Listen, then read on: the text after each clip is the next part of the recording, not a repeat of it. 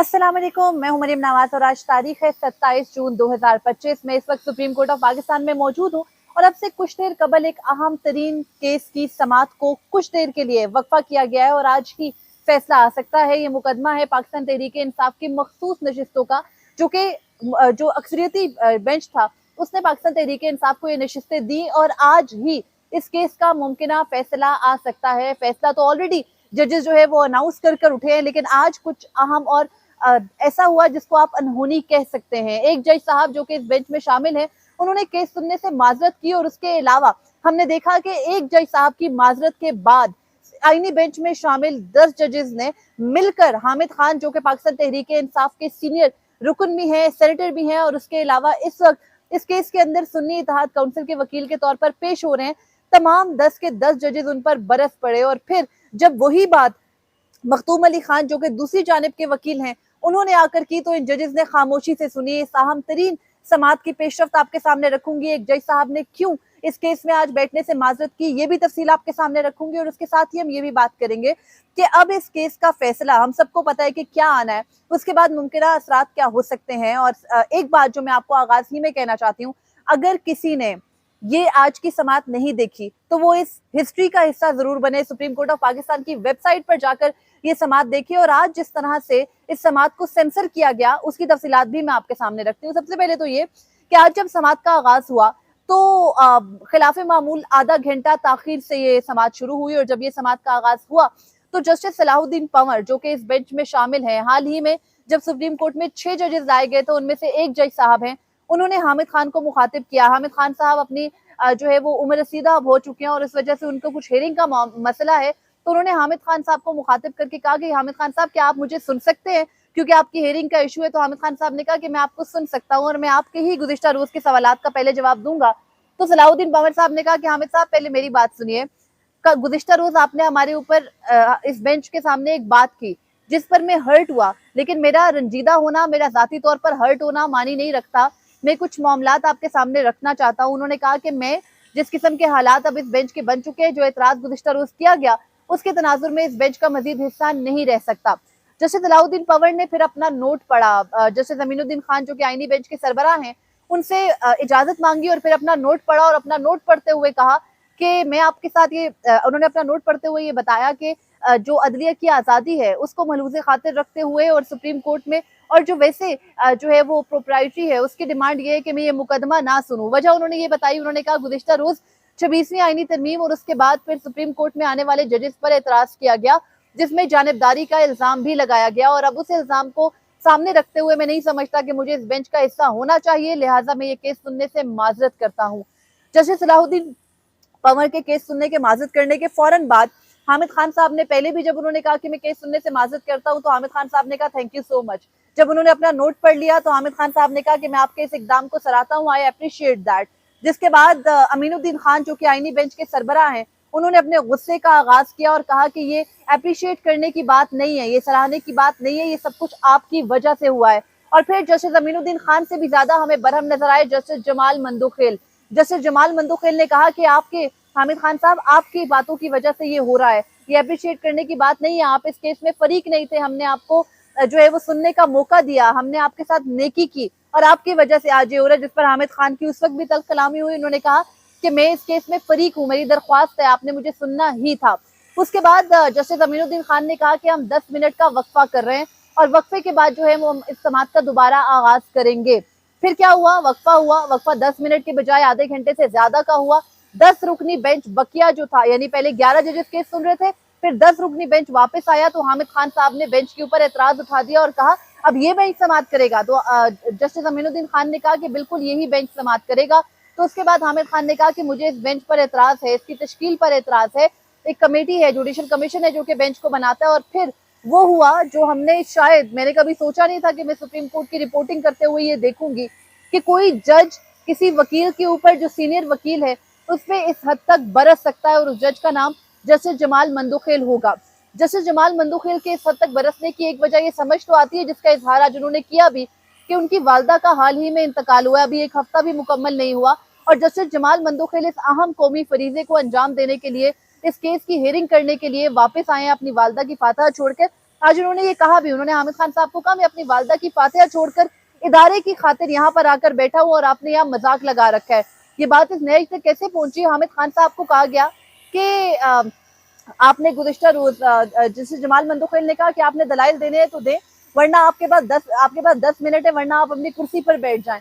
हामिद खान साहब को भी बुरा लगा। उन्होंने कहा मैं 46 साल से इस सुप्रीम कोर्ट के जो है वो वकील के तौर पर काम कर रहा हूँ, मुझे पता है यहाँ मामलात किस तरह से चलते हैं। तो जस्टिस जमाल मंदोखेल को उन्होंने कहा कि आप गुस्से में हैं और गुस्से में आपको ये समात नहीं करनी चाहिए। तो जस्टिस जमाल मंदोखेल ने ये तस्लीम करने से इनकार कर दिया और उन्होंने एक दफा हामिद खान साहब को मुखातिब करके कहा कि माइंड योर लैंग्वेज, आप मुझे ये नहीं कह सकते कि मैं किस हालत में हूँ, मुझे पता है कि मैं किस स्टेट में हूँ, मैं गुस्से में नहीं हूँ। और उसके बाद आप लाइव में जाकर, मैं दोबारा कह रही हूँ, जरूर देखिएगा, जस्टिस जमाल मंदोखेल लिटरली चीखते रहे हामिद खान के ऊपर। और सिर्फ जस्टिस जमाल मंदोखेल नहीं थे, जस्टिस अमीनुद्दीन खान भी इसमें शामिल थे। फिर बात जो है वो आगे बढ़ी, जस्टिस हाशिम काकड़ शामिल हुए। जस्टिस हाशिम काकड़ ने तो ये तक कहा जस्टिस जमाल मंदोखेल को, और जस्टिस नईम अख्तर अफगान भी है जो इसमें बोल पड़े। और वजह क्या निकली इन तमाम तर जजेस के बरसने की? वजह निकली इस अदलिया के एक स्याह तरीन किरदार काजी फरीद के जो फैसले हैं उनके ऊपर एतराज, उनके कंडक्ट के ऊपर एतराज जो है हामिद खान साहब का जो गुज़िश्ता रोज उन्होंने किया था, वो वजह बना इन तमाम तर जजेस के बरहम होने का। जस्टिस सलाउद्दीन पंवर ने क्यों जो है वो इस बेंच से रिक्यूजल किया? उनको गुज़िश्ता रोज हामिद खान ने मुखातिब करके कहा था कि आप 6 जजेस का जो है वो लगने का इंतजार किया गया। 26वीं आईनी तरमीम के बाद जब पूरी तरह से कोर्ट पैकिंग हो गई तो फिर मखसूस नशिस्तों के नजरसानी केस को समाअत के लिए मुकर्रर किया गया। जैसे सलाउद्दीन पंवर को ये बात गिरा गुजरी और आज उन्होंने बड़ा क्लियरली ये बात कही कि हामिद खान साहब, आपका साथ मेरे साथ 2010 से है, मैं आपकी इज्जत करता हूँ, आपको मोहतरम मानता हूँ, और आपके एतराज की वजह से मैं इस बेंच में नहीं बैठ सकता। उसके बाद क्या हुआ, मुद्दे पर वापस आती हूँ। तौहीन काजी फरीद का मामला उठा। तौहीन काजी फरीद इस हद तक गिरा गुजरी है आज जज साहिबान पर, खास तौर पर बलूचिस्तान के जजेस पर। जस्टिस जमाल मंदोखेल ने, जब हामिद खान साहब ने काजी फरीद केस को कोर्ट करने की कोशिश की, बताया कि नजरसानी केस में ज्यादा जजेस, कम जजेस नहीं बिठाए जा सकते फैसले देने वाले जजेस के तनासब से। तो हामिद खान साहब ने कहा कि काजी फरीद का नाम यहाँ पर, सॉरी, जस्टिस जमाल मंदोखेल ने कहा हामिद खान को कि काजी फरीद का नाम यहाँ पर मत ले। उसके बाद बात वहां पर नहीं रुकी। जस्टिस हाशिम काकड़ ने कहा काजी फरीद मेरा उस्ताद है, एक बहुत अजीम हस्ती है और वो मेरा मेंटोर है, उसके बारे में जो कुछ कहा गया अगर कोई बाहर कहता मैं कभी बर्दाश्त ना करता। हामिद खान साहब, आप भी हमारे उस्ताद और हमारे सीनियर हैं, मैं आपका एहतराम करता हूँ, लेकिन गुज़िश्ता रोज आपने जो कुछ यहाँ पर किया, आपने जजेस की कैरेक्टर असैसिनेशन की और आपने जो है वो इस जगह को डी चौक बना दिया। मैं कभी भी उस जगह पर नहीं रहना गवारा करूंगा जहाँ पर मेरी इज्जत ना हो। उसके बाद मामला इससे भी आगे बढ़ा। जस्टिस नईम अख्तर अफगान ने भी हामिद खान साहब को कहा कि आप मुद्दे पर रहे, अब आप इधर उधर नहीं निकलेंगे। और फिर हामिद खान को उनका पूरा एतराज जो था वो बेंच की तश्कील पर था। तो जस्टिस जमाल मंदोखेल ने ये तक कह दिया कि उन्होंने कहा कि मैं आज तस्लीम करता हूँ, जस्टिस जमाल मंदोखेल ने कहा कि जो फैसला उन्होंने दिया था, यानी 39 कैंडिडेट की हद तक पीटीआई का करार दिया था, वो भी दुरुस्त नहीं था। हमें अपने जो हमारी लिमिट थी उससे बाहर नहीं जाना चाहिए था। जैसे जमाल मंदोखेल कहते हैं कि अगर हमने अपनी लिमिट को एक्सीड ना किया होता, अगर हमने अपनी जुरिस्डिक्शन को वायलेट ना किया होता, तो आज हम ये दिन ना देख रहे होते। और ऐसा लगता है कि अब जजेस पशेमान है कि उन्होंने 39 कैंडिडेट की हद तक, जैसे जमाल मंदोखेल पशेमान है कि उन्होंने वो नशिस्तें क्यों दी थी। उसके बाद मखदूम अली खान साहब आते हैं जो कि मुतासरा खवातीन के वकील है, जो कि इस केस में जिनको मखसूस नशिस्तें बांट दी गई थी और फिर सुप्रीम कोर्ट के ऑर्डर के बाद उनसे वापस दी गई, उनके वकील हैं। और वो इलेक्शन कमीशन की तरफ से भी जो है वो दलाइल देते हैं और उनको जज साहिबान कुछ भी नहीं कहते। वो मुसलसल तमाम जजेस हामिद खान साहब को रोकते रहे कि आप बेंच की तश्कील के मामले पर एक भी दलील ना दे। और उसके बाद जब जो मखदूम अली खान है वो आए और मखदूम अली खान ने आकर जो है वो अपने दलाइल दिए, तो उन्होंने भी बेंच की तश्कील को बिल्कुल दुरुस्त करार दिया। कहा कि आपका तो ये फुल कोर्ट है, बिल्कुल ठीक बेंच है, और उन्हीं सारे नुक्तों के ऊपर फिर मुतजाद दलाइल दिए जिन पर हामिद खान साहब बात कर रहे थे। लेकिन बेंच के किसी रुकन ने मखदूम अली खान को, जो कि दूसरी साइड के वकील हैं, कंपनी के वकील इन दिनों माने जाते हैं, उनको ये नहीं कहा कि आपके दलाइल भी गैर मुतलका हैं, हम बेंच की तश्कील से मुतालिक ऑलरेडी फैसला कर चुके हैं, हम इससे मुतालिक नहीं सुनना चाहते। बल्कि मखदूम अली खान को चुप करके सुना गया, उनसे सवालात भी किए गए और उन्हें कहा गया कि अभी आप हमें ये भी बताएं कि क्या 12 जजेस जो है वो 13 जजेस के फैसले के खिलाफ नजरसानी कर सकते हैं। और फिर मखदूम अली खान साहब ने कहा कि मैं अगली समाअत पर बताऊंगा, लेकिन बेंच ने जुम्मे की खातिर आज 12:30 बजे इस मुकदमे को ये कहकर मुलतवी कर दिया कि हम 2 बजे जो है दोबारा समाअत करेंगे। और जस्टिस जमाल मंदोखेल ने कहा कि मुमकिन तौर पर हम आज ही फैसला कर देंगे। इस केस में जजेस को बिलाशुबा जल्दी है, लेकिन आज जो हुआ, जिस तरह से, आई एम सॉरी मुझे ऊंचा बोलना पड़ा क्योंकि मेरे पीछे जो है वो सुप्रीम कोर्ट में इस वक्त मेंटेनेंस चल रही है। अगर आप यहाँ पर आए तो यहाँ अलग किस्म की जो है वो उखाड़ पिछाड़ चल रही है। तो मुझे ऊंची आवाज में बात करनी पड़ी है। जो आज हुआ मुकदमे की समाअत के दौरान, ऐसा कभी ना पहले देखा था ना सुना था। जिस तरह से कंडक्ट किया गया अदालत को, जितनी बदतमीजी तूफान बदतमीजी मचाया गया, ये इससे पहले कभी नहीं था। और ऐसा नहीं हमें मालूम था कि 26वीं आईनी तरमीम के अंदर एहतराम की शिक को भी निकाल दिया गया और अब जजेस को बराह रास्त जो है वो बेइज्जत करने का हक मिल गया किसी भी साइल को, किसी भी फरीक को। लेकिन आप फिर भी मेरी बात पर अमल ना कीजिएगा, मेरी बात पे यकीन ना करें। जाकर सुप्रीम कोर्ट की वेबसाइट पे इस एक मरतबा हेयरिंग को आज की निकाल कर देखें और फैसला करें कि जो इस मुल्क की आला तरीन अदालत में हो रहा है उसके बाद भी ये सुप्रीम कोर्ट कहलाने के काबिल है। और जजेस बार बार कह रहे थे सुप्रीम कोर्ट का एहतराम करें, सुप्रीम कोर्ट की इज्जत है जिसको मलूज़े खातिर रखना चाहिए। लेकिन इंतहाई माजरत के साथ 26वीं आईनी तरमीम के बाद कोई इज्जत, कोई वकार नहीं रहा अदालत का। और आज हमने उसका अमली मुजाहिरा भी देखा।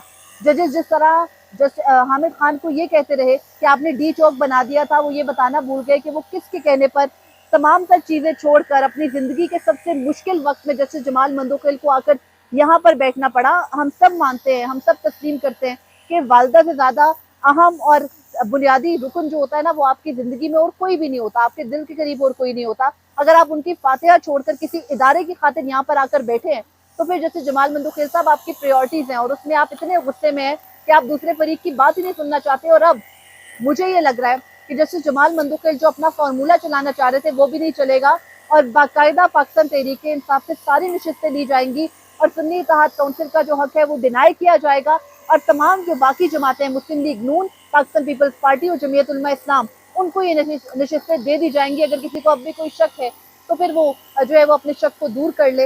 ये अब तक की तफसीलात थी जो मैंने आपके सामने रखी। जुम्मे की ब्रेक है, आज ही फैसला आने का इम्कान है। ये अभी तक जो है हुआ वो मैंने आपके सामने रखा। दोहरा मयार बेंच का, दोहरा आईनी मयार और सुप्रीम कोर्ट की इज्जत और 26वीं आईनी तरमीम के तहत बाइंडिंग इफेक्ट, ये सब कुछ जो है वो आज पढ़ा गया। और इसके बाद अदलिया के ऊपर हम जो है वो फातिहा ही पढ़ेंगे आज शाम को शायद। फिर वक्त मुझे दीजिए इजाजत। अल्लाह हाफिज।